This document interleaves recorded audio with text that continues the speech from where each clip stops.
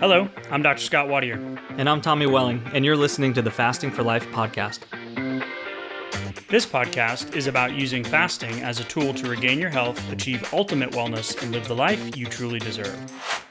Each episode is a short conversation on a single topic with immediate actionable steps. We cover everything from fat loss and health and wellness to the science of lifestyle design. We started Fasting for Life because of how fasting has transformed our lives, and we hope to share the tools that we have learned along the way.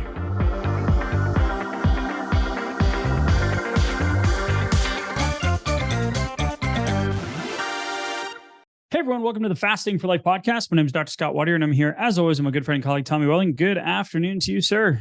Hey, Scott, how are you? Fantastic, my friend. Excited for today's conversation. Intermittent fasting, a heart-healthy dietary pattern, ? Maybe? Yes, I believe it is. We know it is. But this article is packed with 34 plus references highlighting different points of interest. And there's so much positivity packed into this article that I was shocked and ran it through so many different filters to make sure that we hadn't talked about this one before. And it came up that we haven't. So today is the day, Tommy. And we're going to get into that here in just a minute. You can head to the show notes and click the link if you're looking for the resources. They're always there for you. I want to welcome any new listeners to the podcast. Thanks for joining us today. As you heard in our opener, that we want to give you an action step, something discernible that you can take away from today's conversation and put into your day-to-day life. If you want to hear more about our story, head back to episode 1, give it a listen, and hear more about how fasting transformed our lives and why we bring these episodes and episodes like it to you each and every week. For the long-term listeners, thank you for being on this journey with us. Thank you for continuing to subscribe, rate, and review. I don't know if that's what it's called these days. Follow, something download, like resubscribe, re-rate, re-review, whatever it is. We are grateful for each and every one of those, especially the 5-star kind, because of course, who doesn't love getting 5 gold stars? Right, Tommy? Right.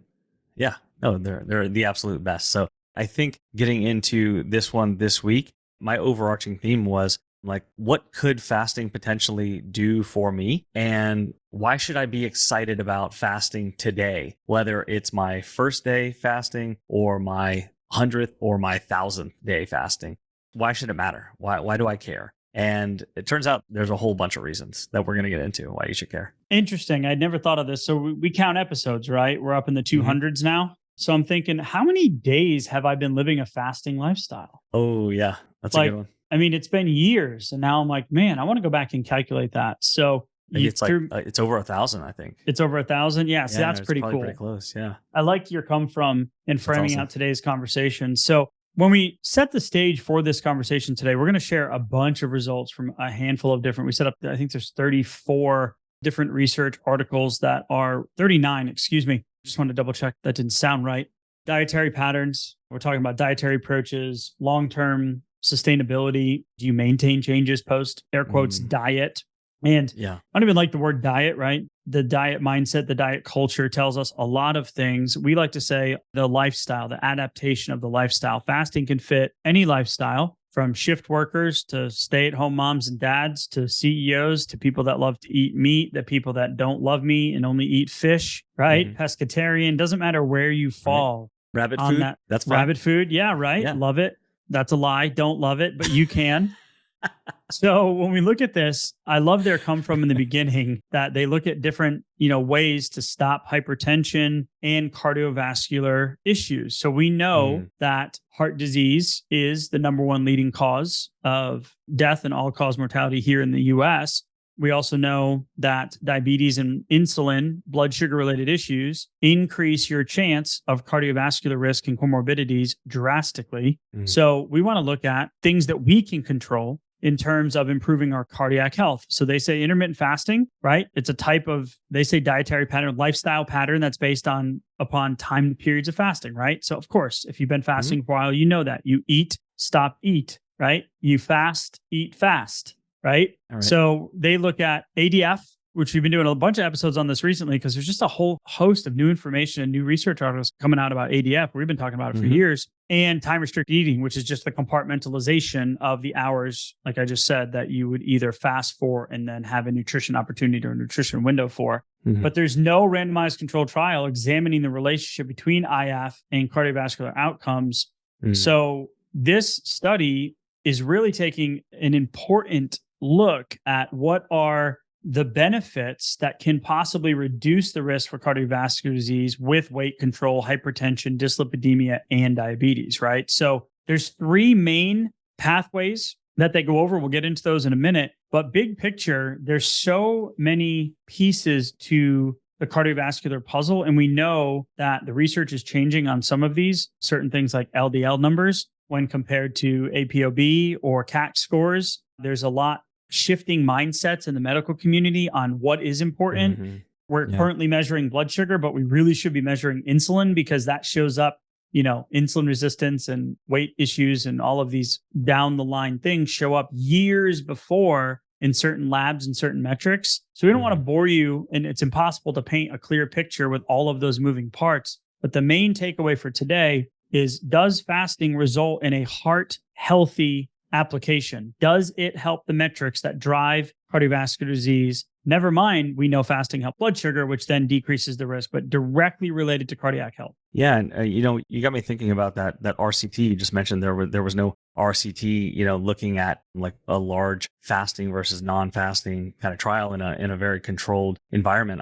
I'm not sure exactly how they would set that up. That might need to be through. Yeah, it might need to be through like timed IV nutrition, where you really don't know if something's coming in or not, or maybe there's like a saline coming in during your actual fasting time. You'd have to be hooked up to a lot of different things, I think. That'd be pretty interesting, though. I'd love to see the results, obviously, on a study like that, but I'm not sure who would pay for it, who would do it. But the cool thing is, in this powerful overview of a study here, is that they're pulling research protocols that were used to look at different things: blood pressure, weight loss, fat loss, actual inflammatory markers, all the way to like, how does a ketogenic state or markers that affect neurodegenerative diseases, how do these actually play or come into play rather? And then they were even pulling out some of the studies that were outside of humans. So some in animals, some also in just like a basic lab protocol, where they would actually take cells like stem cells and see what they were doing whenever they were actually fed continuously versus actually made to intermittently fast, which was really, really interesting. There's some of these conclusions and some of those studies, they don't use the phrasing intermittent fasting. So they're not even necessarily easy to find if you're going to look for things like that, because they're using different kinds of protocol and different kinds of terminology. So it's incredible, the branches, the effects that time restricted eating and different kinds of protocols like this actually have across various body systems. It's going to be interesting to get into. Yeah. And I like how they frame it too, where they look at caloric restriction and intermittent fasting. And, they mentioned the DASH diet, Mediterranean diet, which is decreased cardiovascular risk. But it says IF's been linked to better glucose control, both humans and animals. However, long-term adherence to caloric restriction is low. We know that. We've heard the 95% adherence. We've looked at some of the studies, the Maurice Breckley study, about that. At that 3-year mark, only 5% of the population. At the 2-year mark, it's like 88 to 92% of the population has given it all back in terms of the weight loss, in terms of keeping the weight off, I should say. So I love that. For me, fasting was never about losing the weight. It was about the long-term health benefit. Path that I was on needed to be reversed. I was following the path of my father. Diabetes, insulin resistance, asthma. They mentioned asthma in here, which is really cool. We've got a bunch of Alzheimer's that runs in our family, which are those neurodegenerative diseases that you talk about, Alzheimer's, Parkinson's, right? Which are becoming seemingly more and more common. Yeah, unfortunately. So we're going to rat-a-tat-tat some of the results from this review of all of these different studies, which I think is going to be fun. And then we're going to break down a few that really stuck out to us. But I want to frame first and foremost the 3 proposed mechanisms of how intermittent fasting could lead to better cardiovascular outcomes, right? So we've got the oxidative stress hypothesis, which says you've got a decreased oxidative insult to the body, which means fasting reduces the stress, leading to fewer free radicals with less mitochondrial energy production, ultimately lowering the body's level of stress, right? Okay. Then we've got the circadian rhythm, which we've talked a little bit about this before with eating your meals earlier in the day versus later in the day. This is something that's made a huge impact for me. Yeah. Getting my circadian rhythm, natural sunlight, go get our sleep guide. It's in the show notes, right? Yeah. Because sleep was chronotype. chronotype. Sleep was a huge problem for me. So was stress. So I kind of like these first two. They kind of resonate with me. But the circadian rhythm component focuses on syncing eating periods to the organ circadian rhythm. So optimizing glucose and fat utilization based on your hormonal cycle, based on your circadian rhythm. So that's number two. And then the third one is the ketogenic state, right? So carbohydrate metabolism, ketogenesis, decreased LDL, increased HDL, reduced fat. And the fact that all of these, regardless of the mechanism, right? We're not going to get into each individual mechanism, but regardless of the theory, the outcome is what we want to see. Yeah. Yeah. It's kind of like even just the fact that they're implying that we need to figure out which one of these theories is correct. And then maybe the other two aren't correct at that point. I have such a strong Partly feeling correct? that I have half a gold star. Right. I mean, I think that these are all three really, really important really important to understand as explanations of just a combination of what's going on here, because there's a lot of evidence for each one of them. So which one's the most important? I don't know if that's even necessary for us to try to figure out, but just to understand there are reasons why we can see such varying degrees of effects, mostly beneficial effects from implementing and consistently applying a fasting lifestyle. So part of me wants to act like my toddler and be like, just let the researchers handle that. But why? But why? But why? But why? And then part of me is like, that's not really what we do. We'll just interpret it and apply it. And then I go, but why? But why? Because I kind of want to know, right? Yeah. But when we look at the results speak for themselves. So I just want to go through a few of these studies. So for obesity specifically, and just go through them real quick, Tommy, and then we'll highlight the actual ones, some of the key components to these that really stood out to us. And there's a study, 12-week duration. This was in overweight, diabetes type 2. The intervention was ADF, and the mean weight loss was 6.4 kilos. So, wow. Yeah. Alternate day fasting. Right? Crushing it. Yeah. Reduction of waist circumference, 8 centimeters. So about 3 inches. Yeah. 2% loss in body fat. Okay. Great. Another one, Harvey 2011, 24-week duration, overweight and obese premenopausal women only. Great sample size, 107. 2-day-a-week fast. So the 5-2 is what I'm hearing. Yeah. 75% caloric restriction. Lost 6.4 kilos, 12 plus pounds. Nice. Right? Okay. Awesome. Another one, an obesity. ADF, decrease in body fat, 2.5% of initial body weight. 4% of their fat mass lost. Wow. In 3 weeks. Yeah. That's pretty astounding. Here's one, 8 weeks, ADF lunch, ADF dinner, ADF small meals. Which one is it? N74, pretty decent sized study, right? Obese, middle-aged male and females, down 3.5, down 4.1, down 4.0. Pick your poison. Which one do you want to choose? They all work, right? Yeah. Kilos, by the way, not pounds. Yeah. 10-hour fast. I know us imperial folk over here in the US using pounds and all this other stuff. So we'll just keep it international today. Honestly, didn't feel like doing all the conversions. Not great at math on the fly, as y'all know if you've been listening long enough. 10-hour fast. 3.3. Wait, 10-hour fast.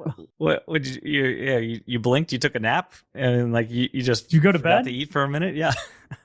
10-hour fast. Huh. I don't know if I really define it as a fast, but go on. I call that as sleeping. Yeah, sleeping. So you didn't snack after dinner and you didn't eat right when you woke up. Okay, got it. Yeah, I didn't wake up with food on the nightstand. Yeah, I didn't finish the cold pizza on the nightstand, right? So weight reduction, 3.3 kilos. BMI reduction, 1.1. Waist circumference down 4.5 centimeters. Wow. Right? Okay. 12-week study. Hypertension. Systolic blood pressure dropped 10 points. Diastolic blood pressure dropped 8 points in 6 weeks with 3 days a week of a fast, 75% caloric restriction. That doesn't really sound like fasting. Yeah. Sounds like I'm eating 75% of what I need to eat, right? 4 weeks. Ramadan study. Small decrease in systolic blood pressure in 4 weeks. 5-week study. 18-hour fast. All right. 11-point decrease in systolic, 10-point decrease in diastolic. There we go. 12-week study, 10-hour fast. Here we go again. 5-point decrease, 7-point decrease, systolic and diastolic respectively, right? With people that have metabolic syndrome, age 59 years old. Dyslipidemia, 12% decrease in LDL. Wow. 18% increase in HDL. Wow. doing ADF with a 75% caloric reduction. And then the second one was combined with exercise. Talk about fixing your ratio right there. Right? I mean, that's a huge swing. Which is much more important. Yeah, exactly. And you just Triglyceride mentioned HDL ratio. right. And you just mentioned Ramadan too. And so the interesting thing about Ramadan, going back to the three branches of the hypotheses where these main effects come from for intermittent fasting, when you go back to the circadian rhythm, the circadian part of that, Ramadan is actually not optimal for syncing up with the circadian aspect of that, because then you're waiting all throughout the day, and then all of the calories ad libitum are coming at the end of the day, when we know we actually have the worst response as far as insulin, liver processing, time to actually process through the food, metabolic rate starts to come down at later on in the day. All of these things are working against us. So the beneficial effects that we see in Ramadan could actually be more optimal if we brought that in a little bit earlier. I'm not saying, to change the rules for the religious fasting, of course, but if we're going to apply this on a day-to-day basis, we can shift it around and optimize the results even a little bit more. Yeah, because some of these, when we get to the blood sugar ones, we'll see that the circadian approach may not be the best due to the eating the meal late, right? In terms of insulin response, Exactly. Which is a huge driver for me. Yeah. So another 4-week trial, LDL down 13, triglycerides down 41, HDL up 4. Another study, 12-week study, ADF, 75% caloric reduction on your fasting days. So you get a mini meal, right? So anytime I say 75% caloric reduction with ADF, what I mean is on your fasting days, you get 25%. So you get a little mini meal, 500-600 calories, right? Mm-hmm. So we're not talking about, doing every other day with 30 to 40 hour fast if you're doing a normal feeding day versus a normal fasting day. I think most people don't do that. So, typically most people are talking about a modified ADF. Right. Yep. Yeah. Yeah, this one's down, LDL down 10, triglycerides down 17, HDL up 16. Diabetes. If we're looking at an 8-week study, fasting glucose down 6 points, 6 milligrams per deciliter, right? What? Yeah. Okay, I'll take it. Right. It's great. In a short period of time, absolutely. I can do it. Because as those blood sugar numbers start to come down, that means I don't need quite as much insulin the next time I go to break that fast either. So that means insulin comes down. Okay, great. So that means that I'm able to tap into some of those long-term fat stores a bit faster. So I absolutely want that, even if it doesn't sound like just super, super high effect, that kind of thing. Right. And then this one, 8 weeks, this one's crazy. Total fast, 24 hours and 6 days, 70% liquid intake. Total fast, 24 hours and 6 days, 70% food intake. What? I don't even know what that means. I didn't even pull that study up. Yeah. Like, okay, great. But the insulin and glucose went down. Okay, cool. Hey, all right. We did some fasting. Yeah. So when I'm being a little cheeky here, but when we look at this, so often, Tommy, we hear, what's the best schedule? What should I be? What is, what's the perfect schedule? What about me? How does my situation fit in? And the reality is, if we're really doing I can never make this work for me. For health metrics, the good news is you can. Because there's so much variability in all of these studies and all of the caloric intakes and all of the fasting times from 10 hours all the way up to 24 plus with liquid intake. I don't even know what that means. Like I said, right? It doesn't really matter. The application here is that we are driving down, regardless of the three mechanisms that they proposed, oxidative stress, circadian rhythm, or the ketogenic one, the ketosis hypothesis.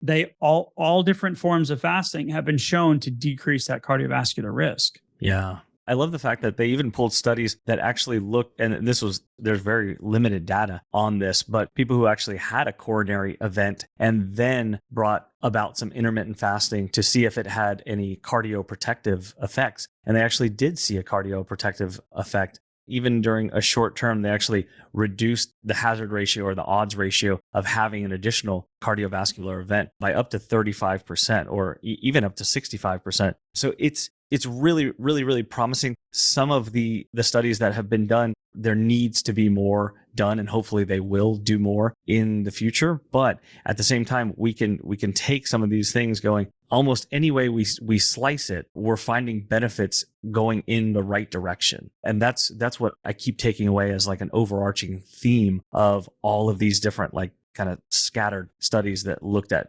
different outcomes over different periods of time with different fasting protocols. There was the neurodegenerative one, neurodegenerative. Man, I tried to say that fast and it did not come out fast, which I thought was really cool.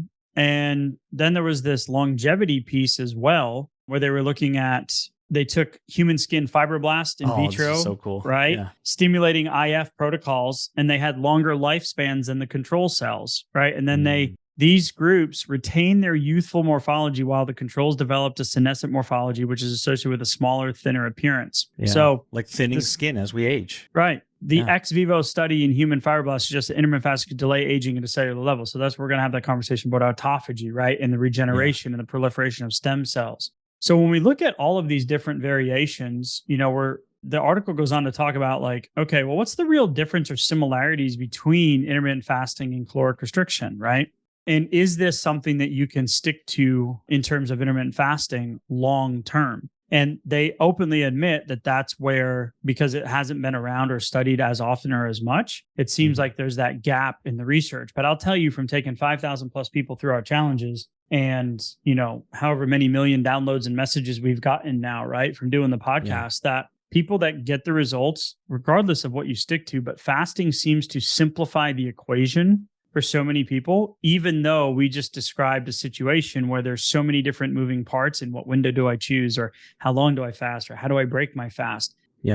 It's really key to know in terms of how your body is responding, right? And one of these things that really hit for me was the circadian hypothesis, right? Yeah. On timing up your meals. So before, I know we talk a lot about this, but before I had my NutriSense CGM, which is NutriSense is the company that we've partnered with, and it's been game changing for so many of our VIP coaching clients as well. Oh yeah. But it combines the biosensor that you wear on your arm, and these are much more common. You see people with these little sticky pads on the back of their arms a lot more frequently now. Yeah. A lot of Instagram, a lot of Facebook stuff too. Yeah. Right. They're all over the place. Right. And it's because it gives you that cutting edge technology combined with the human expertise. So with their app and the biosensor itself, you're going to be able to get the full NutriSense program. And what it did for me was it allowed me to see how the same foods I was eating at different times of day had an effect on how I felt, my hunger, my sleep, and my blood sugar. So you can see in real time how your body responds to different foods, exercise, stress, and sleep, right? So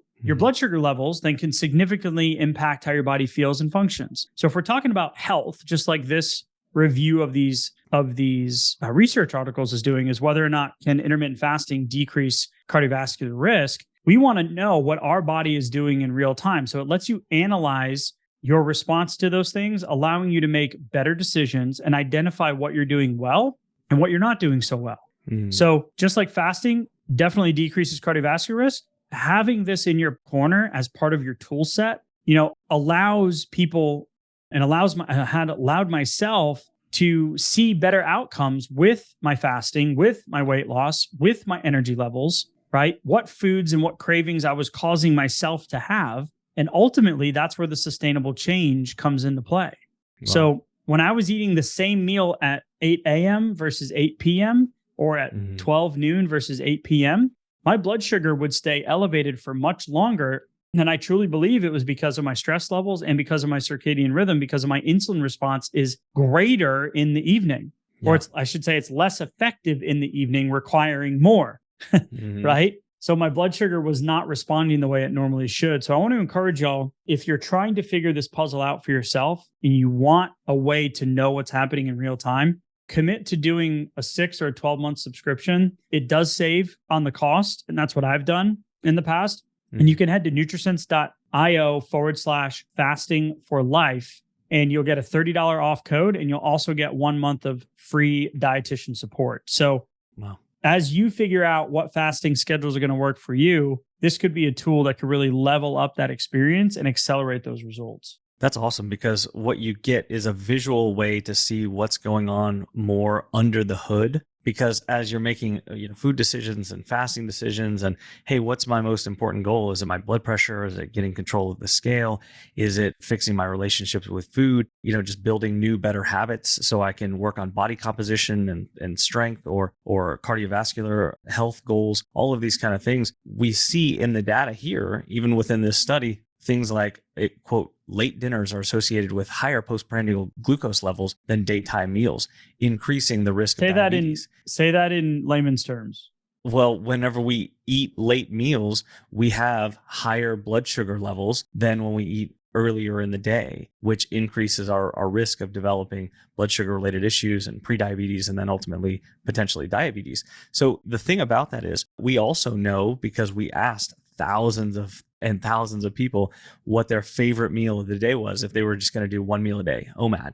And it's invariably almost dinner, right? And Yep. if you're gaining weight, you tend to have substantial amount of calories usually coming in later on in the day. You don't tend to be like a clear cut, hey, I already had lunch or I had an early dinner and then that's it. Like a lot of times there's snacking and grazing and other things involved. And you don't have to be perfect with it to start to get a handle on that.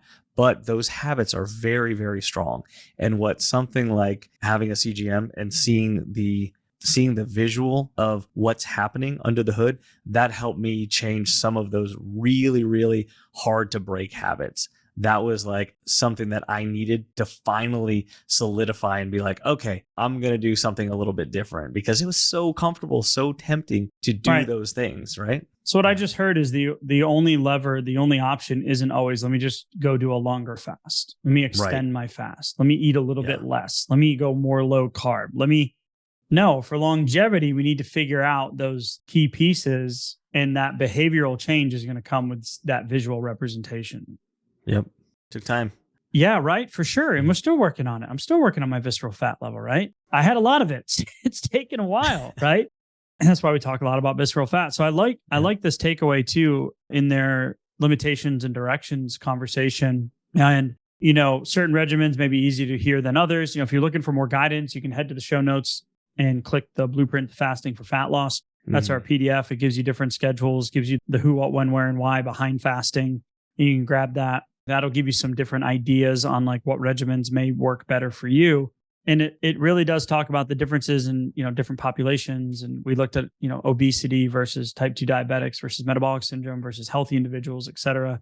But there was a really cool takeaway here, because if we're going to be wanting to move the lifestyle metrics, the cardiovascular metrics, the blood lab metrics long term, then it said, however, I know we talked about this, mentioning this, Tommy, in this way, but I think we can frame it in a way that will create enhancement or encouragement to the process, not to say, you can be rewarded for not sticking to your fasting. So, however, it says for obese adults who are on intermittent fasting for 8 weeks, saw great results, then transitioned back to their regular diet for 24 weeks, they still maintain their lower cholesterol and glucose levels. Nice. Wow. That's huge, because we hear that. I mean, how often do we hear that? Why do I need to start intermittent fasting? Because when I go back to quote unquote regular life or regular eating patterns, like then I'm just, even if it's beneficial, I'm going to give those back. Like as soon as I open up that eating window, I'm just going to give back those gains, if you will. Right. Yeah. We want to get you off the diet roller coaster. Yeah. We want to apply fasting as a lifestyle. Right. So be the on and off, black and white, eat less, move more, right? Parse it however you want. Tracking, not tracking, calorie counting, not extended fast, rotating your fast, whatever, however you piece the puzzle together, you need the reps to figure out what's going to work. And if you don't see it as being a long-term solution, or at least you may not have all the answers of how it's going to look when you're at your maintenance weight, right? Showing up different, like full of vitality and lean, mean, like fitting into the clothes you want, feeling good, right? Confident. Maybe you're not there yet. Yeah, right. Like the Kool-Aid guy. Oh yeah. Coming through the wall. Right. So, that'd be the opposite. Yeah. His confidence level is as high as the liquid level in the joint. Yeah. You may not know all those pieces yet, but if you can't see fasting as being part of your long-term solution, then it is just another diet. Right. So how do you make it a long-term solution? You need repetitions, you need practice, and you need to personalize this for you. And along the way, you can get all of these additional benefits, right? A 10-hour fast gives you benefits. Not saying go do a bunch of 10-hour fasts. I'm going to say a fast is better than no fast. Right, Tommy? Yeah, right. Yeah. And just I love the fact that they looked at the intermittent fasting versus caloric restriction, because when we started off this conversation, I said, why should I still be excited about fasting? Why should I get up today, whether yesterday was a 10 or it wasn't, whether I've just started fasting or I've been doing this for a long time? Why should I be excited about fasting today? Well, the benefits of what we're talking about here have been looked at in study after study framed out in the way of, if I just brought in the same number of calories, it wouldn't matter. My timing of those calories wouldn't matter. And this was a big objection that I had before I started consistently applying fasting. Well, it turns out that's a big subject of the research, but it's pretty clear that the benefits that you get while fasting are independent of the calories. So if you're looking to tap into long-term fat stores, of course, there needs to be a calorie deficit. But as far as blood pressure, inflammatory markers, a whole host of things that lead to fasting glucose and insulin sensitivity versus resistance, if we take the same number of calories and compartmentalize them in a time-restricted manner, we get a benefit to them. That's why I should be excited to fast today, not necessarily excited to skip a meal or skip calories or whatever the case may be. Those are all independent. Those are all goal-dependent things. But I should be excited to fast and to compartmentalize my actual ingestion of these calories because the benefits are absolutely black and white. They're clear cut. Even if I'm bringing in the same foods, the same calories, if I compare it throughout the day versus compartmentalized, there is a clear cut benefit that's worth doing day in and day out, most days of the year. Regardless if it's the oxidative stress hypothesis, the circadian rhythm hypothesis, or the ketosis hypothesis, because I believe for me, it was all three. Yeah. Stress, relief, better sleep, and getting in and out of flipping that metabolic switch more frequently, being able to get in and out of ketosis more regularly. So that is my hypothesis for a future research study. If anybody with PE out there wants to fund that, you let us know. We'll find the research team and we'll get that done. But I love that point there, Tommy, as we wrap up today's conversation. It does. I'd even be a test subject. Well, I don't know what category I'd fall into now. What group? I don't know if where I'd be in the control group. Yeah. We'd need like a fasting success group, that's like been on the other side and then. Yeah. A sustainable fasting group. I love it. I love it. I love it. Okay. So as we wrap up today, head to the show notes, grab the blueprint to fasting for fat loss, the nutrisense.io/fasting for life for the CGM. If you want to join our Facebook community as well, the link's in there. The link to this article is in there. All of the information is there for y'all to digest.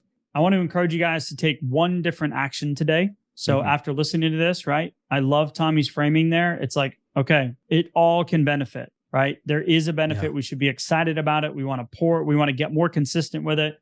And we do that by taking action. So I hope you guys, Tommy, as always, appreciate the conversation, but I hope that there is hope instilled in this conversation that regardless of the path you choose with fasting, there is an outcome on the other side of it that you want and that we should all be striving for. So set that 10-hour fasting timer rather than no fasting timer, even if you know it's just going to be 10 hours, right?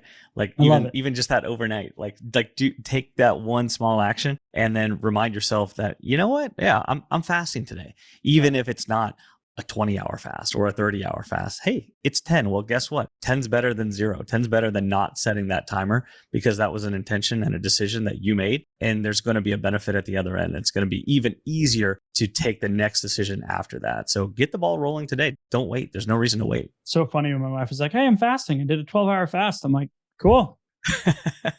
Good for you. Don't hurt yourself. She's been doing it more consistently. So I'm proud of her. But that's awesome. She started with 12. You got to start somewhere, right? Start somewhere. So I love it. I love it. I love it. All right, Tommy, thank you for the conversation. We'll talk soon. Thank you. Bye. So you've heard today's episode and you may be wondering, where do I start?